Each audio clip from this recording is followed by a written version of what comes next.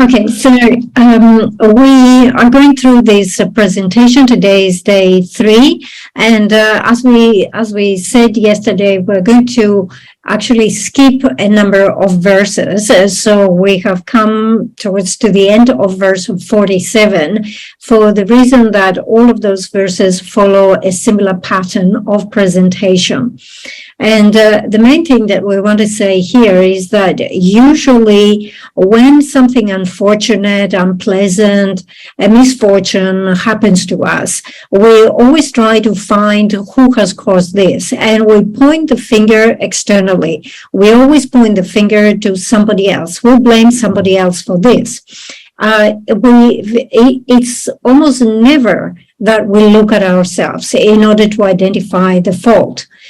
Sometimes this is culturally, like in the society that we live, it doesn't encourage, let's say, self-criticism and so forth, or we have not developed this attitude. So it is very rare that we would point the finger and try to find what is the mistake in my way of doing things, right? Things went wrong, so perhaps there's something wrong with the way that I conducted myself, that I went about establishing or doing this task.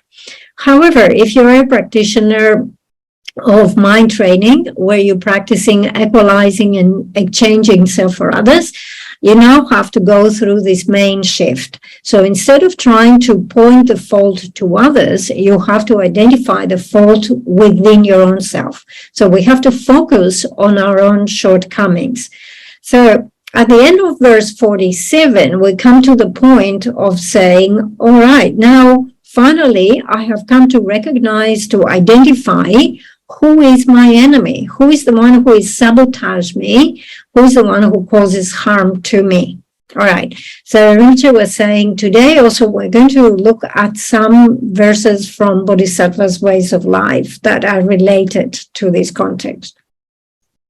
All right, so as we say, the important thing in this practice is to exchange self for others. And when we say that we exchange self for others, we're not saying that I will become you and you will become me. So in this case, self and others refers to self-cherishing or cherishing others. So we say that now I will change those things. Change those things means instead of promoting my own self-cherishing that considers myself to be the most important, I will change this and I will start cherishing others, meaning I will start considering others to be more important. So if we now look at the chapter of concentration in Bodhisattva's ways of life, we have verse 130 that says, what need is there to say much more? The childish work for their own benefit. The Buddhas work for the benefit of others. Just look at the difference between them. So what this verse indicates is that at the beginning, our teacher, Buddha Shakyamuni, was just a mundane, ordinary being like ourselves. However, 2,500 years ago, he reached enlightenment. Whilst we are still here, and we remain mundane, ordinary beings.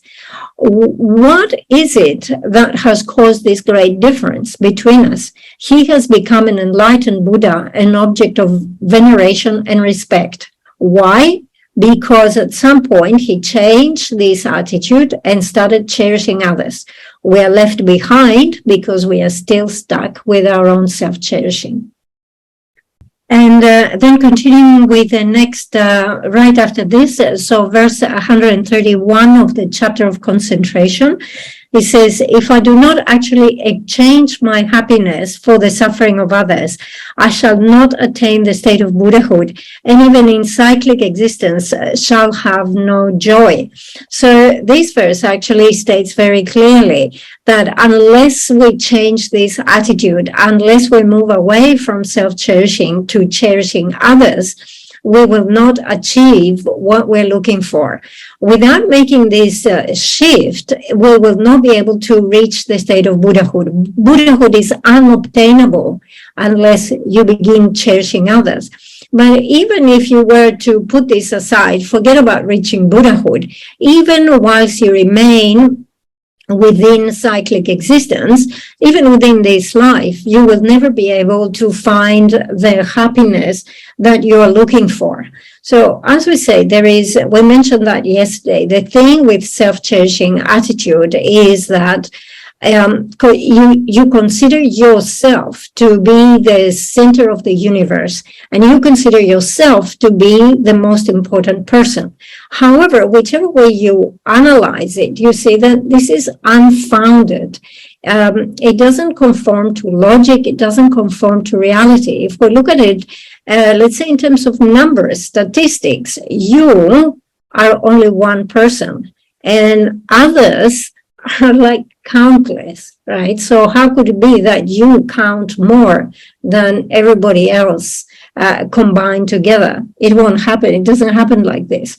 And we mentioned yesterday that how we have all these kind of like unrealistic expectations. Even we expect that the weather would conform to our own special needs of the day, or that the course of events in society would just conform with whatever we want to experience. But this is not actually happening. And having this type of attitude and this type of expectation, it means that we will continue to encounter a lot of difficulty. We will not find the happiness that we want. So even if we put aside like the strictly Dharma talking, right, talking from the perspective of Dharma, in terms of reality, you know, these things are totally unrealistic expectations. The next verse we want to consider is the verse that we find again on the chapter of patience, verse 113. So it says, Buddha's qualities are gained from the sentient beings and the conquerors alike. So why do I not respect them in the way that I respect the conquerors? So especially since we are Buddhist, right? We're followers of the Buddha. We tend to show respect towards images of the Buddha. So when we're in the presence of a statue or tanka or another representation of the Buddha, we show our respect by bowing, by prostrating. So, you know, this physical posture of lowering yourself indicates the respect that we have for the Buddhas, isn't it? So why is it that we show this great amount of respect towards the Buddha? Why do we recall their kindness?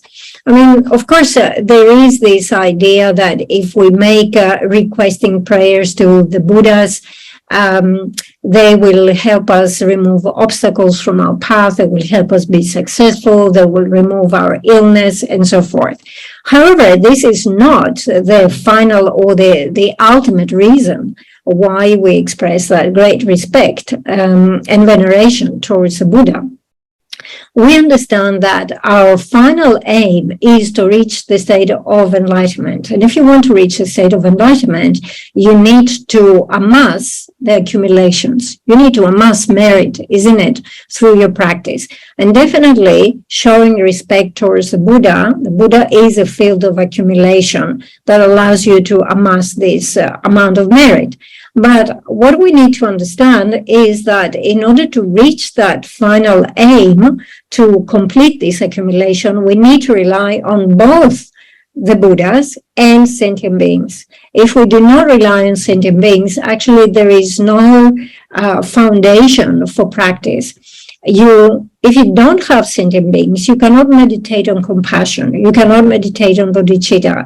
You cannot practice patience. You cannot practice generosity. You cannot practice maintaining your ethics, isn't it? So as it says here, the qualities that I need to accumulate come from relying and respecting both the Buddhas and sentient beings. So by which logic am I not respecting sentient beings? Okay, so another thing that is that we need to consider here is that, for example, as we say, you know, when bad things happen to us, we always blame others, isn't it? So we say, we have this argument that, of course, I have more respect for the Buddhas. The Buddhas only rarely come, and when they come, they benefit. But sentient beings are around me all the time, and they cause me different types of harm. So in response to this, we have 3 verses, again from the chapter of patience, from Bodhisattva's Ways of Life, 41, 42, and 43. And we're going to start with verse 41. So the scenario here is that someone hits you with a stick. And when someone hits you with a stick, what happens is that you become angry at the person, isn't it? However, here we have a number of elements. You have the person who is hitting you, you have the arm of that person, and also you have the stick. So the question that is posed to you is, why do you immediately become angry at the person? Why don't you become angry at the stick? Because the stick is the one that comes in contact with your body, isn't it? So verse 41, if I become angry with a welder, although I'm actually harmed by the stick, then since the perpetrator too is secondary, being in turn incited by hatred, I should be angry with the hatred instead. So usually we say, no, I'm not becoming angry at the stick, I become angry at the person because the stick is is not in control. But the response to that is that the person as well is not in control because the person is under the influence and the control of anger. So if you're going to be angry at someone, you should be angry towards the hatred of that person. Okay, we continue with the next verse, verse 42. So this verse 42 here summarizes very well this number of verses that we kind of very quickly skipped and covered yesterday in the Wheel of Sharp Weapons that have this pattern of explanation, right? Saying, oh, today I'm experiencing this type of harm because in the past I did caused this similar harm to others, right? So you see, verse 42 says, previously, I must have caused similar harm to other sentient beings. Therefore, it is right for this harm to be returned to me who caused injury to others. All right, so sometimes we think that it is unacceptable. It's not right that all this harm is coming my way. However, this way of thinking is not conducive. The thing is that in the past, we have caused many different types of harm to other sentient beings. So now it is acceptable, it is even suitable that we experience harm, that we are on the receiving end of harm. Okay, so let's look at the next verse, which is verse 43. Both the weapon and my body are the causes of my suffering, since the other gave rise to the weapon and I to the body, with whom should I be angry? So imagine here the situation where someone causes harm to you by piercing you with a very sharp type of weapon, right? And what happens in this situation is immediately we get angry at this person. We say, oh, this person caused me so much pain, isn't it? We never consider that our own bodies actually are a condition for experiencing this type of wound and pain and suffering. So actually, there are 2 conditions here. One condition is my body that is on my side. And of course, the other condition is external, is the weapon that the other person has attacked me with, right? So it says, why do I never think about my body that is my contribution to this suffering? All right, so we mentioned we're going to look at the last 2 verses that are going to be verses on the first chapter, the chapter on benefits, verses 32 and 33. We have mentioned that it is an incredible benefit if you manage to actually meditate on bodhicitta properly, and if you are able to generating genuine bodhicitta. Of course, we need to understand that this is not an easy achievement, and we are not at this stage. Of course, if you can generate genuine bodhicitta, the benefits are inconceivable. Now, at our level, we should understand that even if we don't have genuine bodhicitta, by studying these texts, by understanding all these issues, we have an opportunity to improve our mind. For example, we have a second chance to avoid becoming angry straight away. We have a chance to break that pattern of immediately getting angry at other people when something happens. So we have the opportunity to entertain different thoughts and say, okay, I should not become angry straight away at this other person because of this and this and this. So even if it has this effect on us, this is incredible benefit.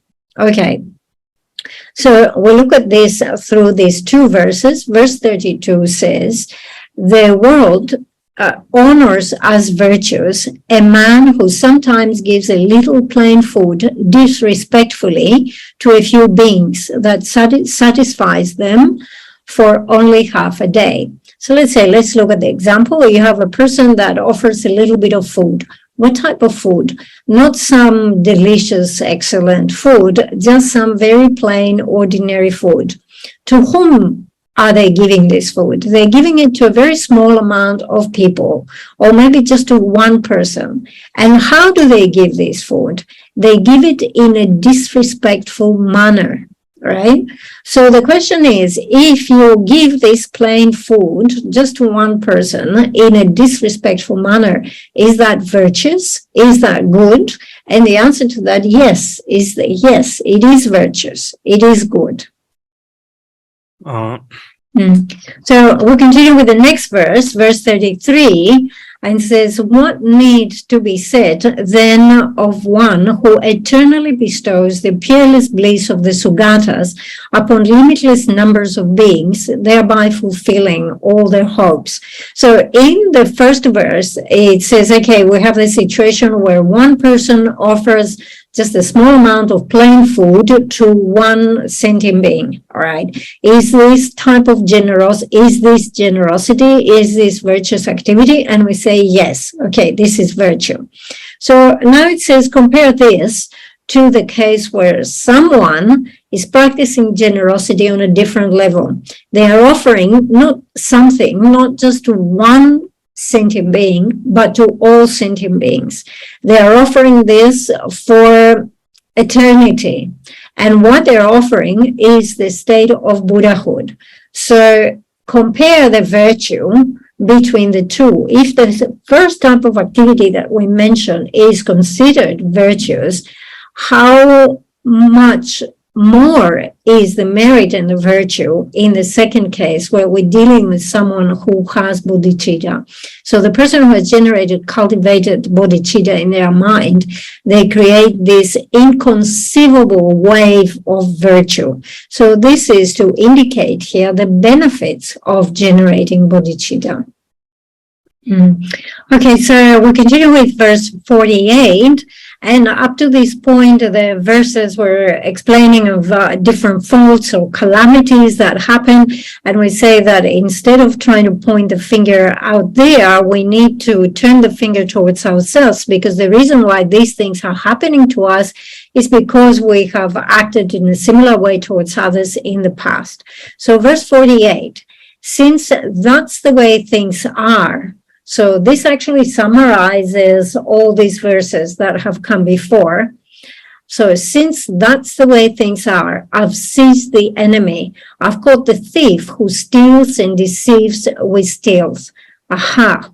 There is no doubt that it's this self-grasping indeed. This charlatan deceives me by impersonating me. All right. So as we say, the tendency is to always think that the enemy is external. It's some person out there. He did it, she did it, they have caused this to me. But the thing is that the worst enemy is the enemy that lies within. It's an enemy that is much closer than we think. It's the enemy that is right within our heart, an enemy that lies right in the midst of our own mind. The external enemy is an enemy that is easy to recognize and easy to capture. But this one is like a thief, right? So it says, I caught the thief who steals and deceives with stealth, like, in a very concealed manner, very cunning. They steal things from me. And the thing is, because this attitude of self-cherishing is right within my mind, I always think me. There's just this constant thought. Actually, I almost think it's the same as myself, right? So in that sense, it's like a charlatan that impersonates me. But now finally, right? There is no doubt I have really recognized the enemy. It is the self-cherishing and the self-grasping.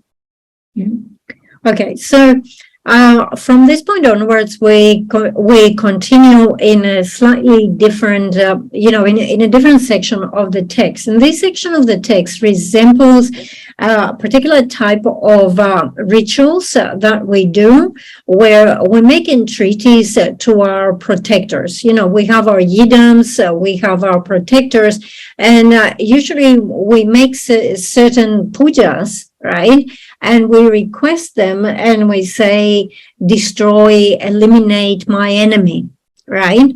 Now, there are some particular verses in those verses of entreaty that we do in those rituals that say, this enemy of mine that is created through my misconception, my karma and afflictions, eliminate them, destroy them, make them non-existent. Okay.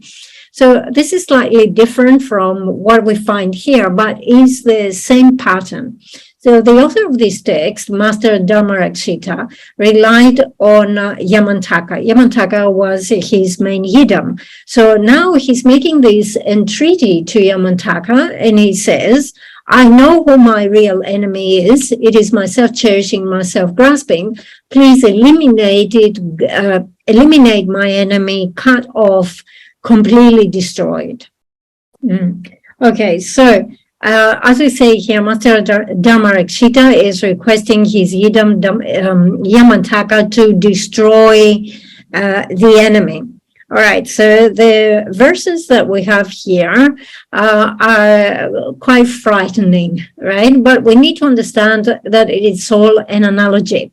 Verse 49, it says, now, O Yamantaka, raise the weapon of karma over his head, spin the wheel 3 times fiercely over his head, your legs of 2 truths spread apart, and eyes of method and wisdom wide open, with your fangs of 4 powers bared, strike the enemy.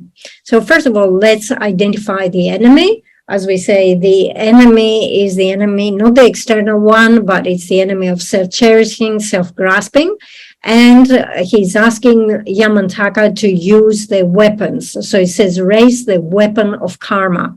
So what type of weapons are we talking about? It's not the ordinary external weapons, the spears, the swords, or I don't know, the machine guns that we have today and so forth.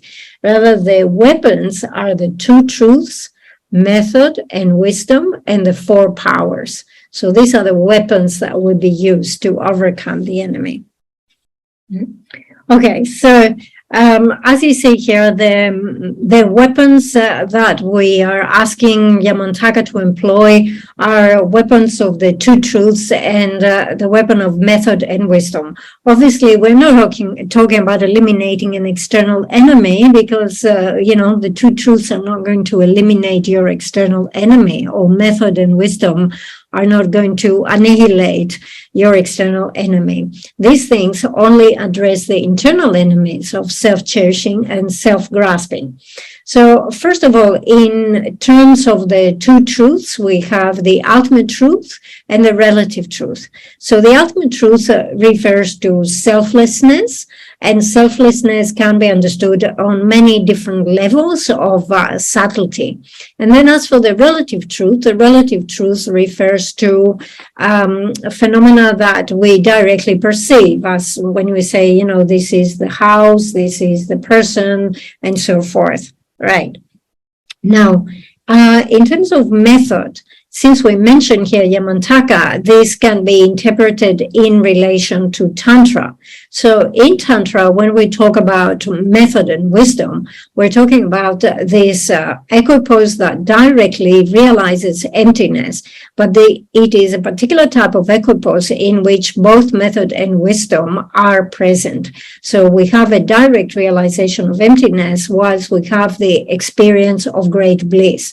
So the method is the experience of great bliss, and the wisdom is the realization of emptiness. If we don't look at it from the perspective of Tantra, but if we go through according to the usual sutric presentation, we have method and wisdom. The wisdom is realization of emptiness, and the method is compassion. So obviously, realization of emptiness is the one that will allow you to realize the selflessness of the person and the selflessness of phenomena. So you're going to overcome the enemy of self-grasping, and then your compassion is the one that will, or bodhicitta, will allow you to overcome the enemy of self-cherishing. So these are the weapons, overcoming the enemies.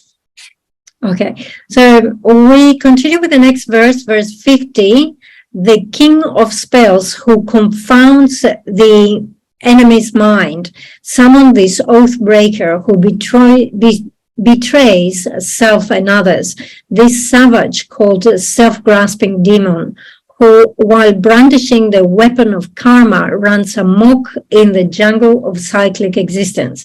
All right, so as we say here, the way that things operate is that we begin with self-cherishing. We begin with self-grasping. The self-grasping brings about self-cherishing. That self-cherishing causes us, and self-grasping causes us to accumulate karma. And due to this karma, we take rebirth in cyclic existence.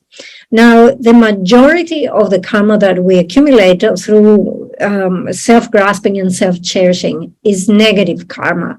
And that means that we end up being reborn in the 3 lower migrations. Occasionally, of course, we accumulate virtuous karma, and this brings about a rebirth as a human or a god.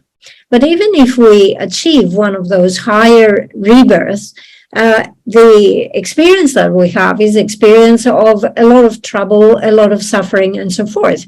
Because even though virtuous karma is accumulated, the accumulator, or the means by which it is accumulated, is self-grasping and self-cherishing, right? So the fault is there right from the beginning. So as it says here, this is the demon who runs amok with karma, runs amok in the jungle of cyclic existence. Okay, so from now on, the verses that continue, they have that particular theme that we say of those pujas of entreaty, right? So there is this common theme of request, and we're going to go through them summarizing in a quick manner. Okay, so verses 51 to 53, we don't really need to analyze because, as we say, they follow the more or less the pattern that we have in those requesting pujas. So it says, summon him, wrathful Yamantaka, strike him, pierce the heart of this enemy, the self, dance and trample on the head of this betrayer, false conception, mortally strike at the heart of this butcher and enemy, ego. Whom, great meditation deity, display your miraculous powers. Za, bind this enemy tightly. Pe, release us from all bondage. Shik, I beseech you to cut the knot of grasping. Appear before me, O Yamantaka, my meditation deity. Tear it, rip to shreds this very instant, the leather sack of karma and the 5 poisonous afflictions that mar me in karma's samsaric mud. So as we say here, we're using this pattern of entreaty, and we say just oppose my enemy, use whatever whatever weapons you have in your arsenal, and just cut him into pieces, rip him, destroy him, trample on him, dance on his head, and so forth. Okay, so it's pretty obvious what is happening here. The next one, verse 54, we continue with identifying the faults of this attitude. It says, even though he leads me to misery in the 3 lower realms, I do not learn to fear him, but rush to his source. Dance and trample on the head of this betrayer, false conception, morally strike at the heart of this butcher and enemy ego. So many times since we have existed since beginningless time, and we have been carrying around with this self-cherishing and self-grasping, and this has brought us to the 3 lower realms many times. Even though right now we might be reborn as humans, again and again, we are driven to act in a particular way that causes us to accumulate the karma that will lead us back into the 3 lower realms. And why? Who causes us to do this? The enemy is the self-cherishing and the self-grasping. But why is it that we fail to recognize that it is causing us so much harm? It's because, as we explained before, it is an enemy that is so close to our mind, so close to our heart, that it is very difficult to identify and recognize. It's like the thief that in a very secret way steals away our virtue and causes us to engage in non-virtue again and again. Now, in an ordinary situation, if you went and visited a place and you went to a restaurant and you had a meal there and you became ill, right? You got food poisoning. Immediately, your thought was, I'm not going back into this place. I'm not going to have another meal in this restaurant. Immediately, you identify and recognize what caused you the illness. And you say, I'm avoiding this. But with the self-cherishing and the self-grasping, it's just so hard to identify it. So we keep going back to it and we keep creating negativity. Uh-huh. Okay, so as you can see here, we have started a number of verses that they will all end up with the 2 lines that says, dance and trample on the head of this betrayer, false conception, mortally strike at the heart of this butcher, the enemy ego. So this ego there, the enemy, refers to the self-grasping and the self-cherishing. So it's all about the self, the ego. All right, so it is repeated on every verse. We continue with the next one, verse 55. In this section of verses, we will find quite a lot of useful advice. So it says, though my desire for comfort is great, I do not gather its causes. Though I have little endurance for pain, I'm rife with a dark craving of greed. Dance and trample on the head of the betrayer, false conception. Mortally strike at the heart of this butcher, the enemy ego. All right, so we all have a desire for comfort. And actually the comfort and the enjoyment that we seek is not small. If we have a small amount of comfort, we're not satisfied with this. We would like to have more comfort. But the thing is that to have this experience of comfort, we need to gather the causes for this comfort. From our side, we do not make any effort in amassing the causes for comfort and well-being and enjoyment, but we have the expectation of the experience of great comfort. Okay, on the other hand, it says here, we cannot tolerate even the smallest amount of pain, right? But at the same time, we have so much craving and so much greed that causes all this pain. isn't it? So it gives us the advice here that we are very lazy in terms of accumulating the causes of what we want to experience. And what stops us from being energetic in gathering the causes of comfort that we want is our own self-cherishing and our self-grasping. Okay, we continue with verse 56. We don't need to read the last two verses because they are repeated, the last two lines because they are repeated in all those verses. So just the first two. Though I want immediate results, my efforts to achieve them are feeble. Though I pursue many tasks, I never complete a single one. So here it identifies some common faulty attitude that we have.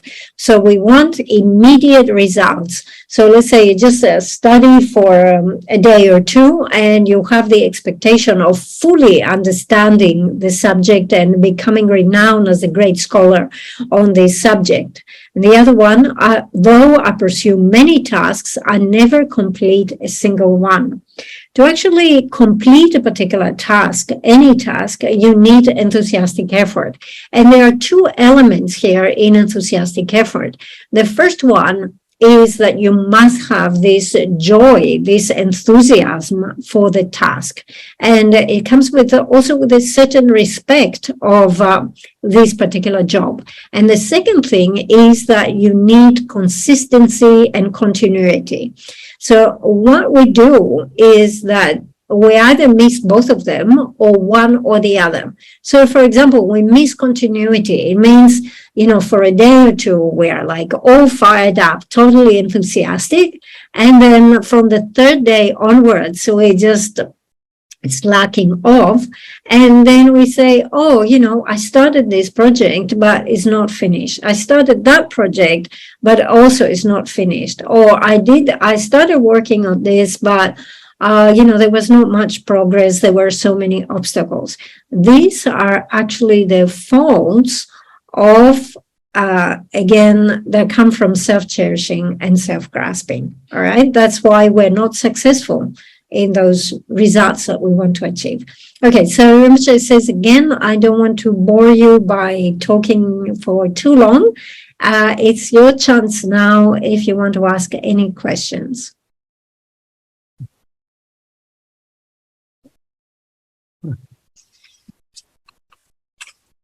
Thanks, Rinpoche, for the sharing and Bola for the translation. So, as some of us were reading the text, we were thinking it's a bit depressing if you don't read it well, because everything is my fault. So, even the the hailstorm and the calamity is also my fault. So, how then do we achieve that balance and continue to practice, but not feel like I'm going to go crazy. It's my fault lah. So just leave it. Yeah. Thank you. Yeah. Odi. Okay. So first of all, thank you very much. This is a very good question.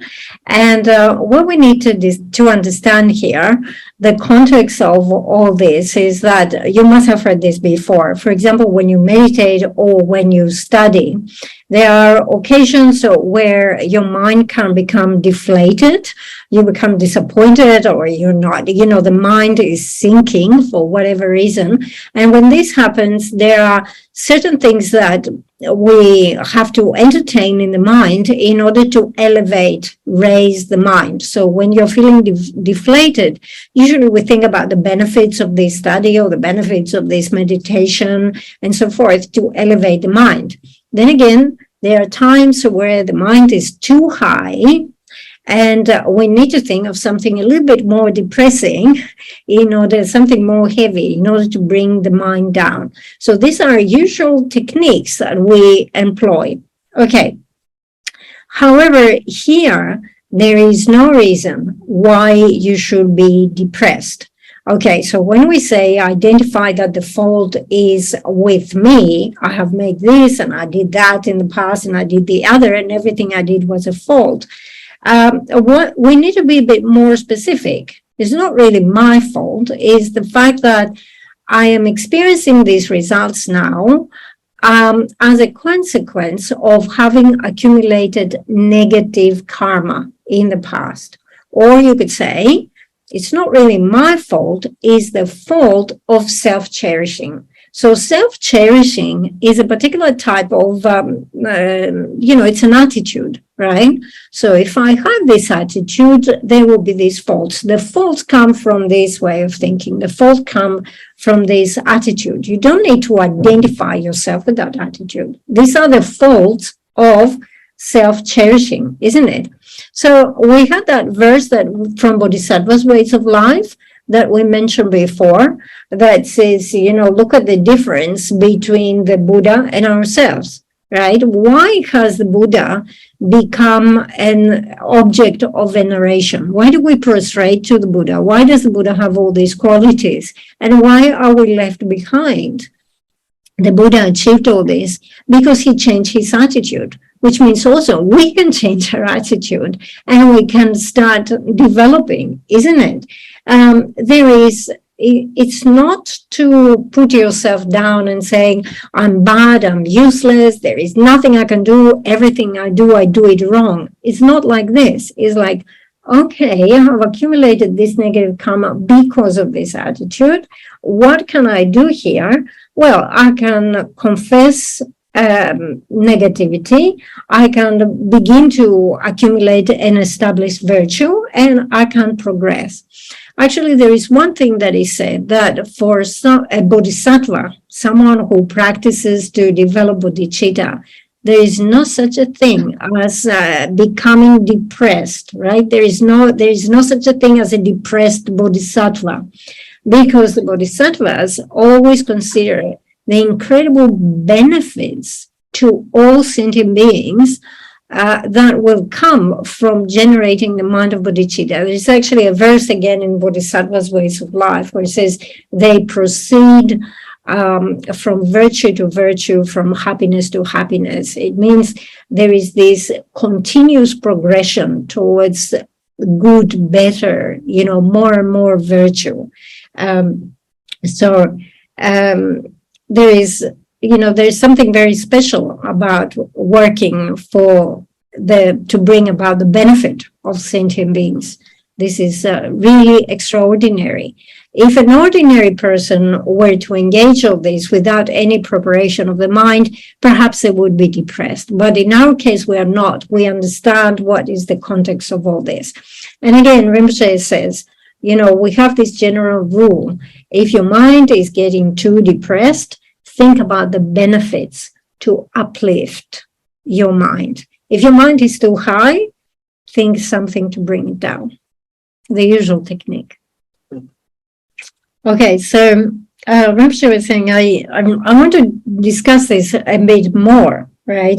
Because I think that many people would have the same idea. When you first read those verses where it says, you point the finger and you say the fault is at me, many people will start thinking like this, that actually, this is quite depressing. What do how am I supposed to digest this information? Now, Rinpoche was saying, I want you to read again the beginning of verse 56, where he says, though I want immediate results, my efforts to achieve them are feeble. Though I pursue many tasks, I never complete a single one. So this is actually what someone with a depressed mind would say to you. And we say that we have this need for immediate results of our practice. We have this need to be successful in every task that we do. And the disappointment that comes from not achieving this, although we don't work hard to accumulate the causes, it really comes through our self-cherishing and our self-grasping, the main enemy, isn't it? The person who is really engaging mind training is a person who is actually very broad-minded. You have to be quite broad-minded in order to be able to point the finger to yourself and say the fault is not out there, the fault is internally. And this attitude of being open-minded, of being relaxed, also comes together with the attitude of having contentment. Okay, so there is this great saying Gandhi used to say this, that says there is enough in the world for all of our needs, but not for all of our wants. Okay. And what this indicates is that actually we have this appetite, right? We want this great comfort. We want more. We're never satisfied. However much we have, our mind is not content. And we're not content, and therefore we get depressed and disappointed. If you have a person who has contentment, even if they are very poor and they have just like $1 or $2 in their purse, that person is happy. That person is relaxed. That person will actually find a way to make things work. Okay. But if you have someone who lacks the attitude of contentment, they could be a very rich person, a millionaire, right, with thousands of dollars in their disposal, but still they are unsatisfied. And they go around, as we say yesterday, complain about the weather. How come the weather does not conform to my needs today? Today I need the weather to be like this. Why is the weather not the way that I want it? Or why is not this particular location or the environment the way that I expected it to be, right? So pointing the finger towards yourself and say, it is my fault, and understanding it is the fault of self-cherishing, self-grasping is great training in expanding your mind and make you appreciate those things about having contentment, reducing your expectation, reducing your needs, and so forth. There are a lot of people these days in society who say, oh, meditating on bodhicitta is about needing nothing for yourself and everything is for the sake of others.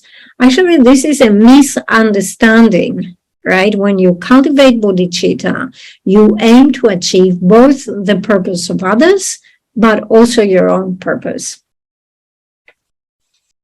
Then at the first part of your, your talk, you were saying we should not have, we should look at others first and not have this self-grasping or self-cherishing, right? Am I right to say that? Okay. Right to say Yeah, okay. Is It's it not right? continuity. Yeah, okay, in that sense. Okay, yeah, sure, okay. Thank you. All So right. that was the part that that was the lesson that I got.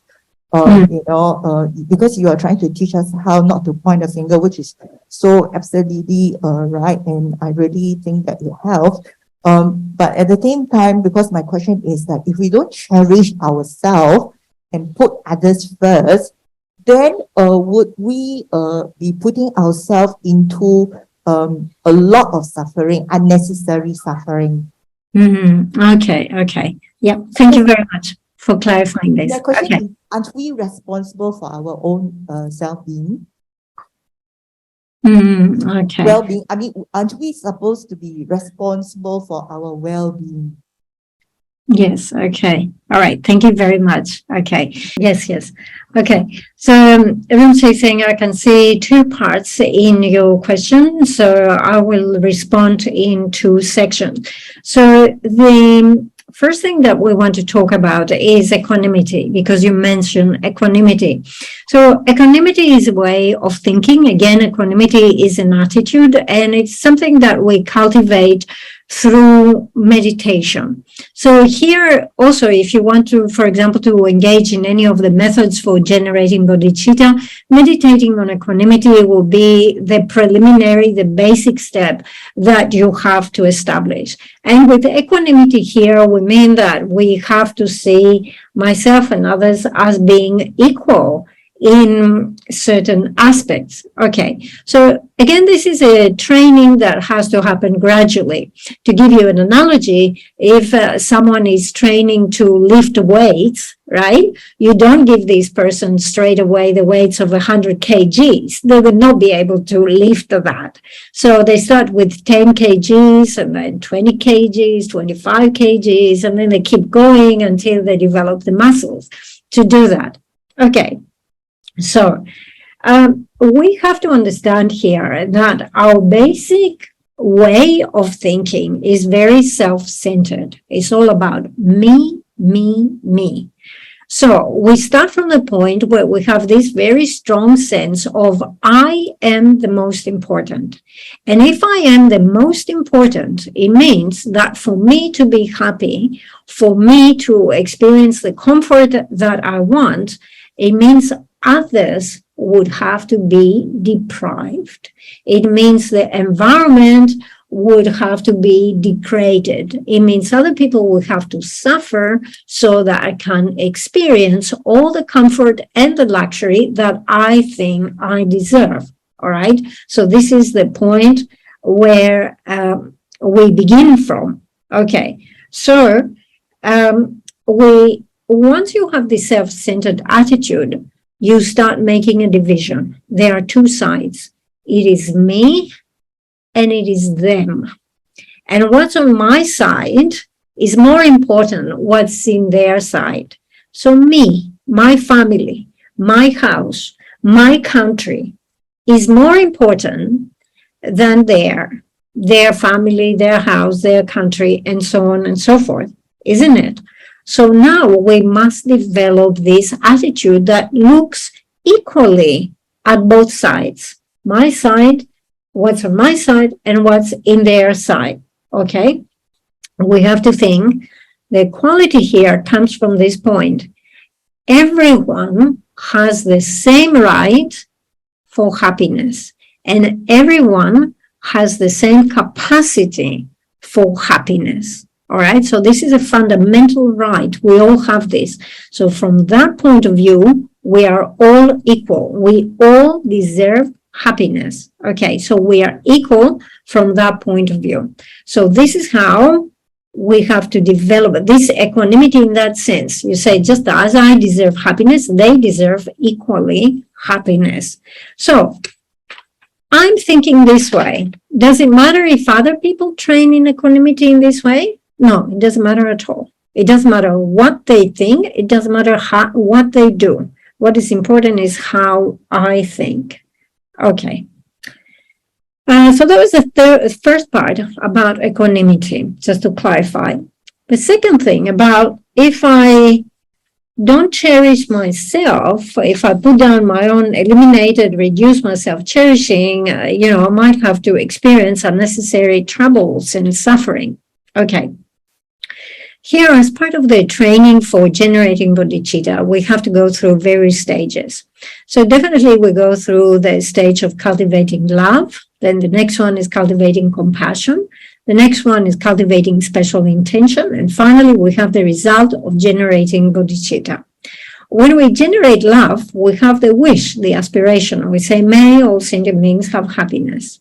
When we generate compassion, we generate the aspiration and we say, may they be free from suffering. But when we come to the next stage, which is the stage of special intention, we take things up to a different level.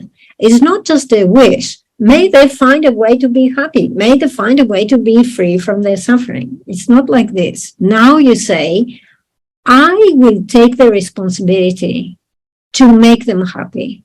I will take the responsibility to free them from their suffering. So when you come to the level of generating the special intention, there is something that really fortifies your mind. Now, we were talking about depression before. So this is the exact opposite, like the braveness of your attitude, of your mind that says, I will take this. This is personally my responsibility. I will bring this about. And then from that, you bring about the mind of bodhicitta. All right. But when you say, I will take it upon myself, it's my responsibility to bring about the happiness of everyone, you do a reality check and it says, okay, in reality, can I help anyone right now? And you realize, no, I can't. So the next thing that you think is like, okay, so now that means that I must improve myself. I must develop qualities. So what do I need to do to develop these qualities? I might meditate more. I might develop my concentration. I must practice more of this, must practice more of that. And the emphasis is, how can I improve the qualities of myself so that I can carry out that thing, that incredible intention I have to liberate everybody else, isn't it? So actually, when you generate bodhicitta, when you're in the process, when you're training, you don't lose out. You become very interested in developing everything good, all the good qualities about yourself. Okay, there was another verse, one of the verses that we quickly read through had the meaning that, you know, everything I wish to bring about happiness, but I don't know the causes of establishing my happiness. I wish to avoid suffering, but I don't know how to avoid the causes that bring about my suffering. But the bodhisattva who is training for bodhicitta understands very well what are the causes for bringing about my own happiness, and understands very well how can I avoid suffering. So bodhisattva is very well informed in those things, will not miss out.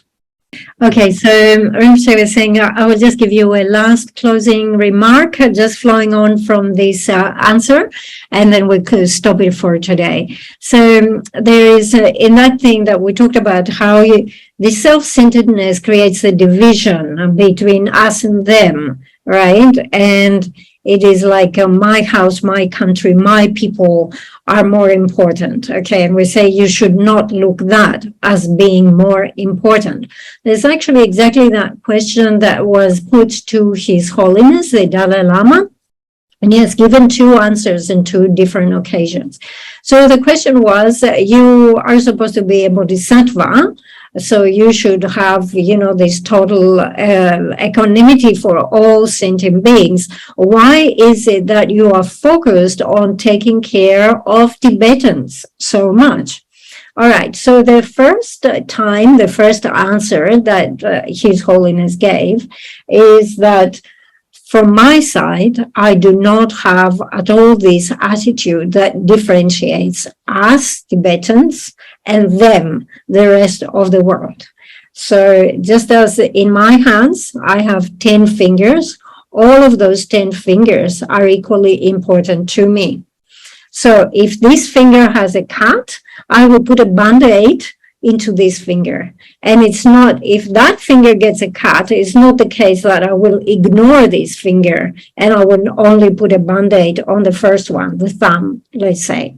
But he says at present, there is this one particular finger in my hands that has a very big wound. So my priority is to take care of the one that has the biggest wound. However, I don't differentiate. I would treat all of them equally. Okay, so that was the first answer. The second answer was that it's actually, of course, there are certain people with whom we have a closer connection, whether it is a karmic connection, whether it is a cultural connection, right? The people in your family, the people from your village, the people from your country, you have cultural links, you have all these family links, you have society links, and it will be it will not be honest not to recognize that we have closer links, cultural links, karmic links with one group of people, whilst with other group of people, we don't have these types of links. So, of course, when you spring into action, first of all, you take care of those with whom you have the closest links, your family, your own people, your own house, your own country. Then you take care of others. However, His Holiness says, in my mind, I don't have the attitude that me and my people, we are more important and the other people are less important, right? So I don't distinguish in that manner at all. Okay, so we close here for today. Rinpoche was saying it's been a long session. You are sitting cross-legged. Probably your legs have gone to sleep. You're not accustomed to sitting in this way. So let's finish and offer the mandala.